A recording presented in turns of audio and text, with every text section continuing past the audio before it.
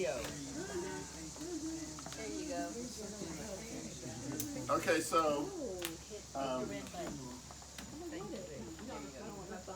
Okay, so I think everybody by now, everybody now has had a chance to meet us. But if you haven't, I'm Stuart Taylor II, living in Chicago, Illinois. This is Stuart Taylor III, who lives in Atlanta. In our house, he doesn't know this, but we refer to it as Sat 1, Sat 2, and Sat 3. And this is probably the second. This is probably the second or third time, maybe, since he was born, when Sat 1, Sat 2, and Sat 3 have been in the same place at the same time. Oh, wow. So, And you got Satcom over there. so That's Satcom over there. okay, thank you. So, Communicators. I just wanted to say a couple of things, and if either Sat 1 or Sat 3, and we in our house we just shorten it to 1 and 3, 1, 2, and 3. But there are certain things and similarities that I hope by now, if you know 1, right, you know about 2 and 3. First of all, we are extremely self-confident.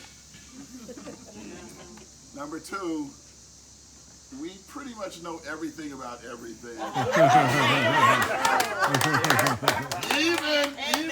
even if there's not a lot of facts backing us up, right? Sats 1, 2, and 3 don't let facts get in the way. Okay? So if you know 1, you know that about 2 and 3. The other thing is, I also would be remiss if I didn't talk about sort of what my experience growing up with Sat 1 was like, and how moving and touching it is for me to see the legacy of Sat 1 passed down to Sat 3.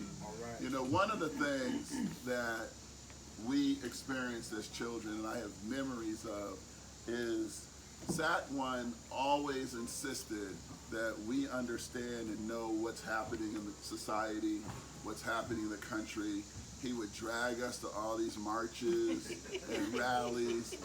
Everyone else was running away from the riots in the 60s. He was taking us into the riots in the 60s. He was saying, look at this, remember this. I was 6, 7, 8 years old, and I remember it vividly. All the posters in my house and in our halls were Malcolm X and one sort of revolutionary slogan after another. And it left an impact on me, and it shaped who I am to this day. And he always made sure that we got that exposure. I remember when Martin Luther King died. It was the first time I ever saw my mother cry.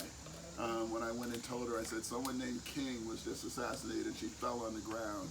And so that's in us. That's who we are.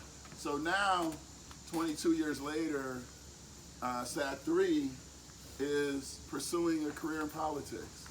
He's a research assistant. He's a research associate in a consulting firm that works for Stacey Abrams in her political action committee.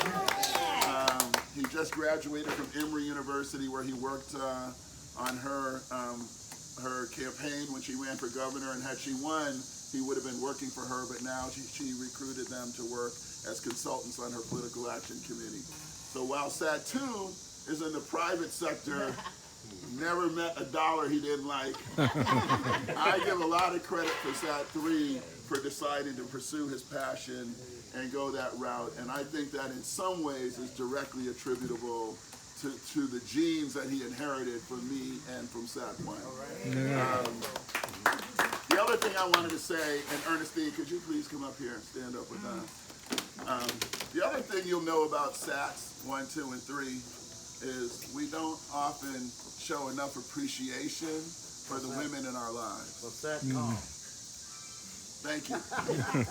And so I just want Sat 1, I want you to know that for all the text messages and phone calls and weird Facebook posts that you put that we don't understand what you're saying, for each one of those, there's 3 or 4 times that many text messages that we get from Ernestine that you don't know about. And we would not be here today. We would not be here right now if it were not for her reaching out to us, preaching about the spirit of forgiveness and about family, and that's why we're here. So I don't know if you, Set One, thank her enough, but if you don't, I will thank her on your behalf because we owe this to you, Ernestine. So I want to thank you. And I would just like to say with that, thank you all for having us.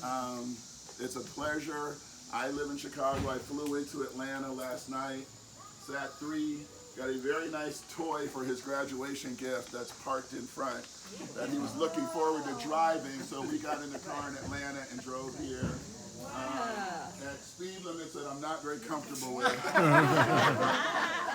But the power of prayer in the passenger seat got us here, and we'll be leaving and going back to Atlanta tomorrow. As you heard, tomorrow is his birthday, and he's very intent on getting back to Atlanta where his friends can do for him what your friends are doing for you today.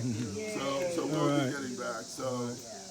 But it's a pleasure. We wouldn't have missed it. Thank you for doing this. And with that, I'll turn it over to Sat 3 to see if anything you want to add. May I just say something before? Thank you. I just have to tell. I tell a lot. No, you don't. Guess what kind of car he got? Corvette.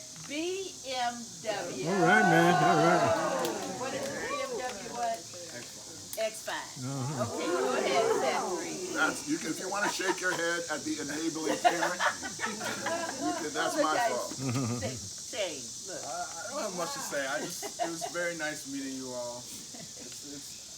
I'm so happy that I made the trip down here. It's wonderful, and I'm just happy to celebrate with you guys. All right. Yes, that's right. So thank you, and thank you for taking care of my father and being a good friend to him. We now know we can go back and say that he's in good hands with all of your help and support. Great, beautiful.